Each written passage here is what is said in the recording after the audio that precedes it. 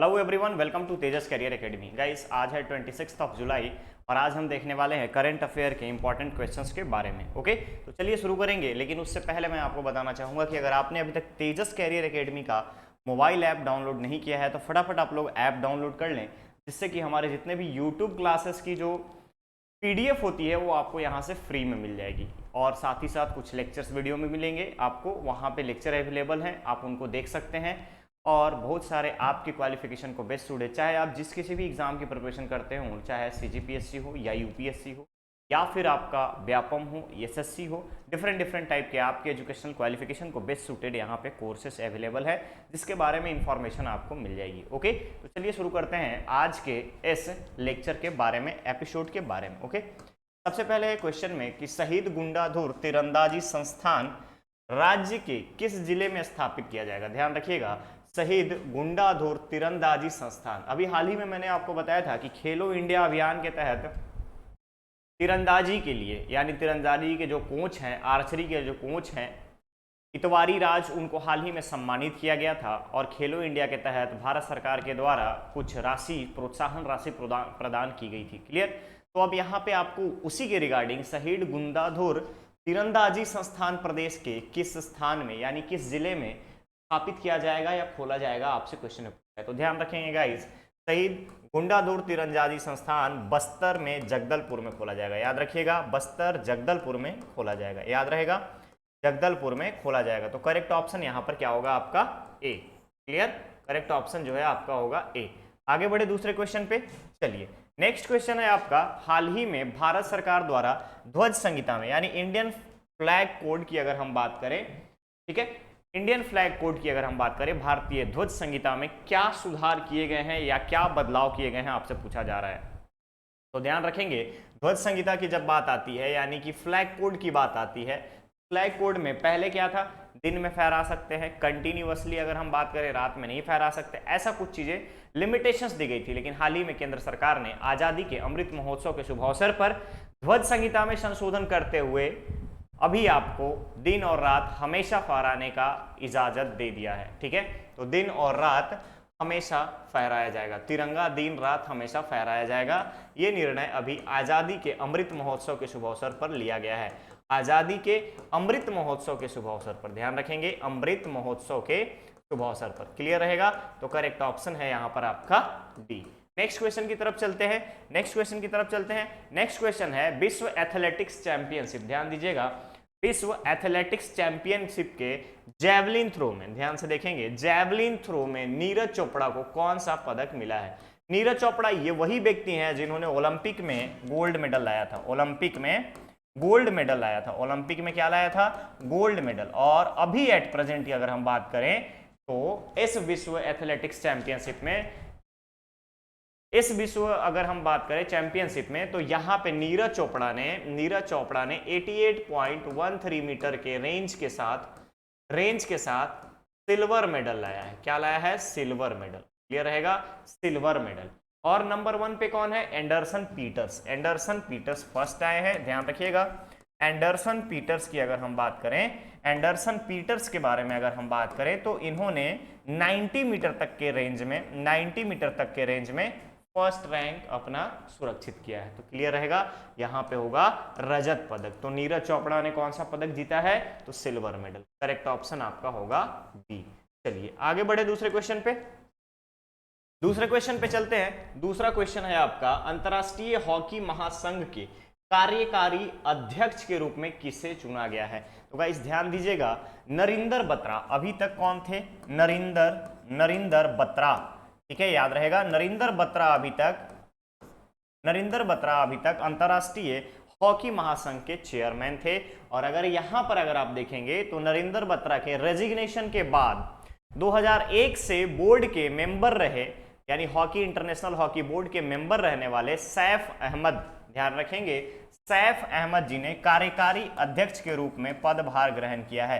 क्या नाम है इनका? सैफ अहमद। इसके बाद इन्होंने अपने देश के तुर्की की अगर हम बात करें तो हॉकी में अंपायरशिप भी कर चुके हैं और हॉकी में नेशनल हॉकी भी खेल रखे हैं, इंटरनेशनल लेवल पर अपने कंट्री को रिप्रेजेंट कर चुके हैं। साथ ही साथ अभी एट प्रेजेंट 2001 से लेकर के कंटिन्यूअसली इंटरनेशनल हॉकी फेडरेशन के मेंबर भी थे। तो हाल ही में नरेंद्र बत्रा के रेजिग्नेशन के बाद इन्होंने कार्यकारी अध्यक्ष के रूप में कार्यभार संभाला है। तो करेक्ट ऑप्शन क्या होगा? Saif Ahmad. Correct option will be C. चलिए नेक्स्ट क्वेश्चन पे चलते हैं। इन डेंजर प्रजाति, ध्यान से देखिएगा, इन डेंजर प्रजाति उड़ने वाली गिलहरी, उड़ने वाली गिलहरी हाल ही में छत्तीसगढ़ में देखा गया है। तो छत्तीसगढ़ के किस जिले में पाई गई है, यह आपसे पूछा जा रहा है। अब हम अगर इस इंडेंजर स्पीशीज के बारे में बात करें तो ध्यान रखिएगा, उड़ने वाली गिलहरी की जो लेंथ होती है वो होती है 40 सेंटीमीटर तक, 40 सेंटीमीटर तक, ठीक है। और इसकी पूंछ की लंबाई अगर हम बात करें, टेल लेंथ की अगर बात करें तो टेल लेंथ होती है 52 सेंटीमीटर तक, 52 सेंटीमीटर तक। अलग अलग इसकी 12 प्रजातियां पाई जाती है, 12 स्पेसीज पाई जाती है, 12 प्रजातियां पाई जाती है। और भारत सरकार इसके संरक्षण के लिए हमेशा कोशिश करती रही है। तो हाल ही में छत्तीसगढ़ की अगर हम बात करें तो राज्य के दंतेवाड़ा जिले में, ध्यान रखिएगा, दंतेवाड़ा जिले में बैलाडीला की पहाड़ी क्षेत्र में देखा गया है, बैलाडीला के पहाड़ी क्षेत्रों में देखा गया है उड़ने वाली गिलहरी को। क्लियर। तो करेक्ट ऑप्शन होगा आपका बी। नेक्स्ट क्वेश्चन पे चलते हैं। भारत के तीनों सेनाओं के, ध्यान से देखिएगा, भारत के तीनों सेनाओं के संयुक्त theatre command, joint theatre command स्थापित करने का निर्णय किसके द्वारा लिया गया है? तो गाइस ध्यान रखिएगा, संयुक्त थिएटर में क्या होगा कि जितने भी आर्मी स्टाफ है तीनों सेनाओं के, अगर हम बात करें नेवी, आर्मी और एयरफोर्स, ठीक है, नेवी, आर्मी एंड एयरफोर्स, इन तीनों के लिए अभी ज्वाइंट थिएटर कमांड की बात कही गई है। किसके द्वारा? डिफेंस मिनिस्टर राजनाथ सिंह जी के द्वारा, डिफेंस मिनिस्टर राजनाथ सिंह के द्वारा। क्लियर रहेगा? रक्षा मंत्री राजनाथ सिंह के द्वारा इस बात की घोषणा की गई है कि तीनों सेनाओं के कमांड के लिए एक कंबाइंड यानी कि ज्वाइंट अगर हम बात करें तो संयुक्त थिएटर की कमांड की स्थापना की जाएगी। रक्षा मंत्री ने इस बात की घोषणा की है। कहां घोषणा हुई है? तो जम्मू एंड कश्मीर में, जम्मू एंड कश्मीर। क्लियर रहेगा? Correct option A. चलिए आगे बढ़े। नेक्स्ट क्वेश्चन है, नई फिल्म नीति के तहत, ध्यान दीजिएगा, नई फिल्म नीति के तहत राज्य सरकार ने छत्तीसगढ़ी फिल्मों में इंटरनेशनल अवार्ड मिलने पर, ध्यान दीजिएगा, जीतने पर प्रोत्साहन राशि कितना रुपए देने का प्रावधान किया है? ठीक है, कितना रुपए देने का प्रावधान किया है? तो गाइस ध्यान रखेंगे, राज्य सरकार अगर हम बात करें तो छत्तीसगढ़ के नई फिल्म नीति के अनुसार अगर कोई फिल्म अगर इंटरनेशनल अवार्ड जीतती है, अगर अंतर्राष्ट्रीय स्तर पर अगर हम बात करें, अंतर्राष्ट्रीय स्तर पर, ठीक है, अंतर्राष्ट्रीय स्तर की बात करें तो 5 करोड़ रुपए दिए जाएंगे। और अगर कोई राष्ट्रीय स्तर पर यानी नेशनल लेवल पे अगर हम बात करें, नेशनल लेवल पे कोई फिल्म अगर अवार्ड जीतती है तो वैसे में 1 करोड़ रुपए देने का प्रावधान किया है। ठीक है, क्लियर रहेगा? तो अंतर्राष्ट्रीय स्तर के लिए 5 करोड़ और राष्ट्रीय स्तर के लिए 1 करोड़ रुपए देने का प्रावधान नई फिल्म नीति के तहत छत्तीसगढ़ राज्य सरकार द्वारा निर्णय लिया गया। तो करेक्ट ऑप्शन क्या होगा? 5 करोड़ रुपए, 5 करोड़ रुपए। क्लियर? ये 1 करोड़ रुपए किसके लिए है? तो ये है नेशनल लेवल के लिए, ध्यान रखेंगे आप, नेशनल लेवल के लिए। चलिए नेक्स्ट क्वेश्चन पे चलते हैं। नेक्स्ट क्वेश्चन है, भारत का पहला मानव रहित ड्रोन, ध्यान देंगे, भारत का पहला मानव रहित ड्रोन वरुण, ड्रोन का नाम है वरुण, किस संस्था द्वारा विकसित किया गया? तो ध्यान रखिएगा, ये जो ड्रोन वरुण है, ये जो ड्रोन आपका वरुण है, ये एक्चुअली नेवी के लिए बनाया गया है, नेवी के लिए बनाया गया है। और नेवी इसका उपयोग 35 kg पेलोड के साथ कर सकती है, यानी इसकी भार क्षमता 35 kg तक का वेट उठा सकती है ये ड्रोन। ठीक है, और इसमें कोई भी मानव रहित पायलट की अगर हम बात करें तो ये ड्रोन नेवी को सौंपी जाएगी। और SDE इंजीनियरिंग, ध्यान दीजिएगा, SDE इंजीनियरिंग की अगर हम बात करें तो SDG इंजीनियरिंग, सागर डिफेंस इंजीनियरिंग मुंबई के द्वारा विकसित किया गया है। सागर डिफेंस इंजीनियरिंग मुंबई के द्वारा विकसित किया गया है। और ये विकास डिफेंस स्टार्टअप के तहत किया गया, ध्यान रखिएगा, रक्षा मंत्रालय के द्वारा चलाया गया डिफेंस स्टार्टअप के तहत यहां पर यह निर्माण किया गया है। तो ध्यान रखेंगे, मानव रहित ड्रोन वरुण को विकास करने वाला यानी बनाने वाला जो इंस्टीट्यूट है वो है SDE मुंबई। क्लियर रहेगा, correct option will be B. Next question पे चलते हैं, नेक्स्ट क्वेश्चन पे चलते हैं। दूसरा क्वेश्चन है आपका, किस राज्य को 68वें फिल्म फेयर में, ध्यान देंगे, किस राज्य को 68वें फिल्म पुरस्कार के तहत मोस्ट फिल्म फ्रेंडली स्टेट का अवार्ड दिया गया है? तो गाइस ध्यान देंगे, अभी हाल ही में 68वां राष्ट्रीय फिल्म फेस्टिवल मनाया गया और इसके तहत तान्हाजी द अनसंग वॉरियर के लिए बेस्ट एक्टर का अवार्ड दिया गया है, किसको? अजय देवगन। इसके अलावा सुरराई पोट्रू के लिए, जो कि साउथ इंडियन मूवी है, दक्षिण भारतीय फिल्म है, उसके लिए सूर्या को अवार्ड दिया गया है बेस्ट एक्टर के लिए। और अगर बेस्ट फिल्म की अगर हम बात करें तो तुलसीदास द जूनियर के लिए, यहाँ पर तुलसीदास द जूनियर को बेस्ट फिल्म का अवार्ड दिया गया है। वैसे ही यहाँ पर 68वें फिल्म पुरस्कार के तहत मोस्ट फिल्म फ्रेंडली स्टेट में मध्य प्रदेश को यह अवार्ड प्रदान किया गया है। किसको प्रदान किया गया है? मध्य प्रदेश को। तो करेक्ट ऑप्शन आपका यहाँ पर क्या होगा? डी, मध्य प्रदेश। चलिए आगे बढ़ते हैं। माइक्रोसॉफ्ट ने किस राज्य में, ध्यान से देखिएगा, भारत का सबसे बड़ा डेटा सेंटर क्षेत्र स्थापित करने का निर्णय लिया है या घोषणा किया है? अभी तक भारत में माइक्रोसॉफ्ट की अगर हम बात करें, पुणे, मुंबई और चेन्नई, 3 सिटीज में ऑलरेडी इसके डेटा सेंटर थे, लेकिन जो अभी एग्जिस्टिंग डेटा सेंटर है उससे कई गुना बड़ा एक नया डेटा सेंटर स्थापित करने की बात माइक्रोसॉफ्ट के द्वारा इंडिया के प्रीमाइसेस में हैदराबाद में किया गया है। तो ध्यान रखिएगा, तेलंगाना में, तेलंगाना के हैदराबाद में, तेलंगाना राज्य के हैदराबाद में, हैदराबाद जिसको साइबराबाद के भी नाम से जाना जाता है, तो हैदराबाद में माइक्रोसॉफ्ट ने एक नया बिग डेटा सेंटर एस्टेब्लिश करने की घोषणा की है। क्लियर रहेगा?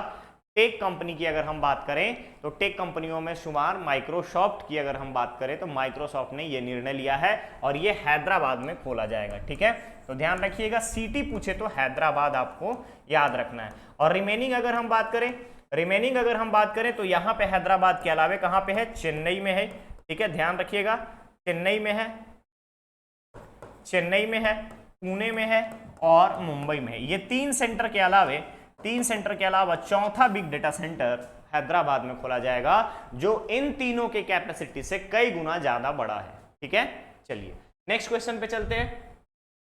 भारत के किस राज्य ने अपनी रोजगार नीति को मंजूरी दी है? रोजगार नीति को मंजूरी देने का क्या मतलब है? रोजगार नीति का क्या मतलब है?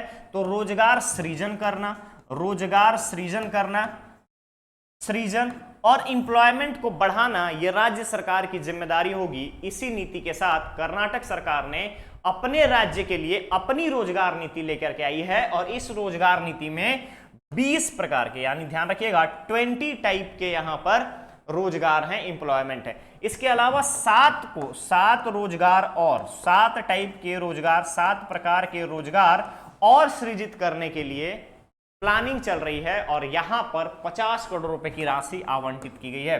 50 करोड़ रुपए की राशि मंजूरी दी गई है, मंजूर की गई है। क्लियर रहेगा?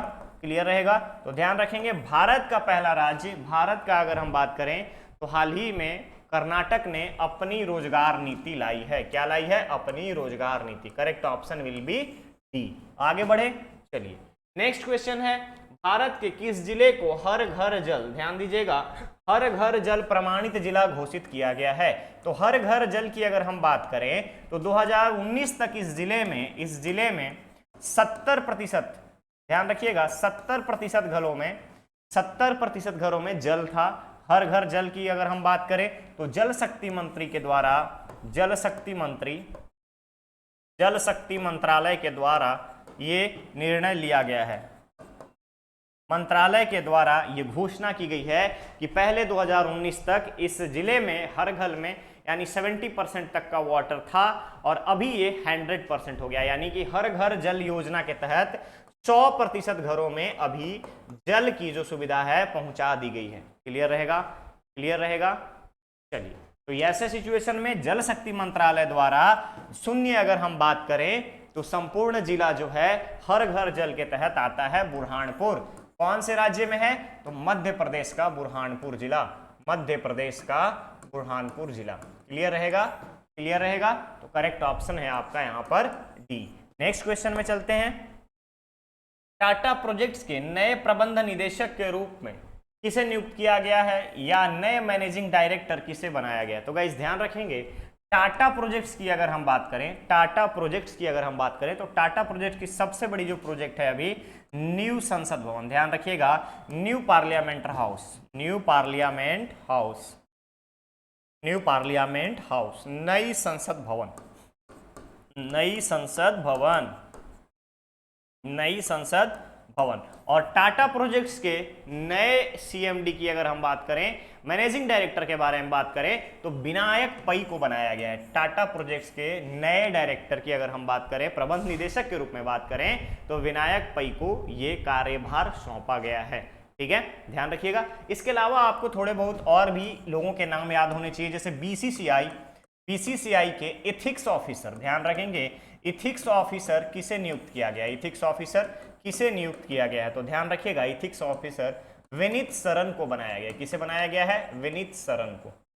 ठीक है, सुप्रीम कोर्ट के एक्स जज विनीत सरन को इथिक्स ऑफिसर बनाया गया है बीसीसीआई का। और बीसीसीआई का चेयरमैन कौन है at present, Saurabh Ganguly. Clear रहेगा, क्लियर रहेगा। चलिए आगे बढ़ते हैं, यहां पे करेक्ट ऑप्शन हो जाएगा आपका बी। नेक्स्ट क्वेश्चन पे चलते हैं।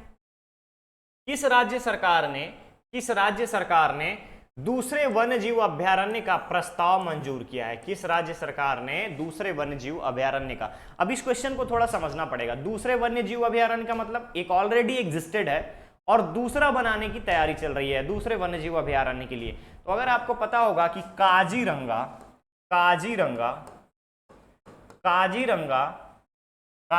आसाम में है, और काजीरंगा के अलावा वहां की राज्य सरकार ने यानी हेमंत बिश्वा शर्मा की कैबिनेट ने, जो कि आसाम के मुख्यमंत्री हैं, उनकी कैबिनेट ने यह निर्णय लिया है, पर्यावरण एवं अगर हम बात करें पर्यावरण एवं वन मंत्रालय के द्वारा निर्णय लिया गया है कि हम राज्य में एक और वन जीव अभयारण्य बनाएंगे, और आसाम जो है इसका करेक्ट आंसर है।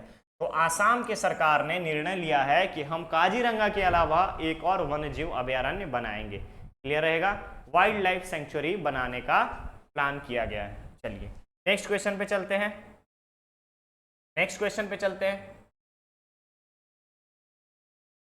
चलिए ओके। नेक्स्ट क्वेश्चन है, भारत ने हाल ही में किस देश के साथ समुद्री साझेदारी अभ्यास किया है? ध्यान से देखिएगा, किस देश के साथ समुद्री साझेदारी के बारे में आपसे बोला जा रहा है कि समुद्री साझेदारी अभ्यास किस देश के साथ किया है। तो गाइस याद रखेंगे यहाँ पर समुद्री साझेदारी हाल ही में भारत जो है जापान के साथ किया है, जापान के साथ किया। और जापान के बारे में रिसेंट के फैक्ट्स आप याद रखेंगे, Henley passport index, Henley passport index में अगर हम बात करें तो पासपोर्ट इंडेक्स में जापान जो है अभी नंबर 1 पे है। क्या है, जापान की रैंकिंग जो है वो आपका फर्स्ट रैंकिंग है। उसके अलावा आप एक चीज और याद रखेंगे कि नाटो के शिखर सम्मेलन में जापान पहली बार भाग लेने वाला है, यानी कि नॉर्थ अटलांटिक ट्रीटी ऑर्गेनाइजेशन में पहली बार जापान भाग लेने वाला है। इसके अलावा एक चीज और याद रखिएगा कि हाल ही में दुनिया के सबसे बुजुर्ग या सबसे वृद्ध व्यक्ति जापान के रहने वाले थे और उनका 119 वर्ष की आयु में निधन हुआ है। क्लियर रहेगा, ये सब छोटे छोटे फैक्ट्स आपको याद रखने पड़ेंगे। क्लियर। चलिए करेक्ट ऑप्शन होगा आपका यहाँ ए। तो ये था आज का एपिसोड। अब बारी है आपके स्टूडेंट धर्मा की, जहां पे आप एक क्वेश्चन का आंसर हमें कमेंट बॉक्स में कमेंट करके बताएंगे। ठीक है, चलिए नेक्स्ट क्वेश्चन है आपका। आज का जो क्वेश्चन है, प्रथम खेलो इंडिया, ध्यान से देखिएगा, प्रथम खेलो इंडिया फेंसिंग वुमेन्स लीग कहां आयोजित की जा रही है? प्रथम खेलो इंडिया फेंसिंग वुमेन्स लीग कहां आयोजित की जा रही है, ये क्वेश्चन आपसे पूछा गया है। क्लियर रहेगा। इसका आंसर आपको कमेंट बॉक्स में कमेंट करके देना है। हमें आपके कमेंट का इंतजार रहता है। मैक्सिमम लोगों के साथ वीडियो को शेयर कीजिए, चैनल को सब्सक्राइब कीजिए, और साथ ही साथ जो भी क्वेश्चन आपसे पूछा जाता है उसका एटलीस्ट 30 सेकेंड लगते हैं मैक्सिमम, आप उसका आंसर जरूर कीजिए। ओके, आपका इंगेजमेंट यहाँ पे सबसे ज्यादा इंपॉर्टेंट है, तभी आप चीजों को अच्छे से कर पाएंगे। क्लियर। चलिए, और कल वाले क्वेश्चन का आंसर होगा आपका एसबीआई। व्हाट्सएप बैंकिंग के बारे में आपसे पूछा गया था, तो ध्यान रखिएगा, एसबीआई ने, स्टेट बैंक ऑफ इंडिया ने हाल ही में अपने ग्राहकों को सुविधा पहुंचाने के लिए चैटिंग के थ्रू सारी चीजों को इजीली सॉल्व करने के लिए, कोई ग्रीवियंसेस होते हैं, कोई शिकायत आ रही है, समस्याओं को सुलझाने के लिए और अपने खाता संबंधी जानकारी के लिए व्हाट्सएप बैंकिंग की शुरुआत की है एसबीआई ने, स्टेट बैंक ऑफ इंडिया ने। ओके, तो ये था आज का लेक्चर। मिलेंगे हम लोग नेक्स्ट लेक्चर में बहुत ही जल्द। Thank you so much.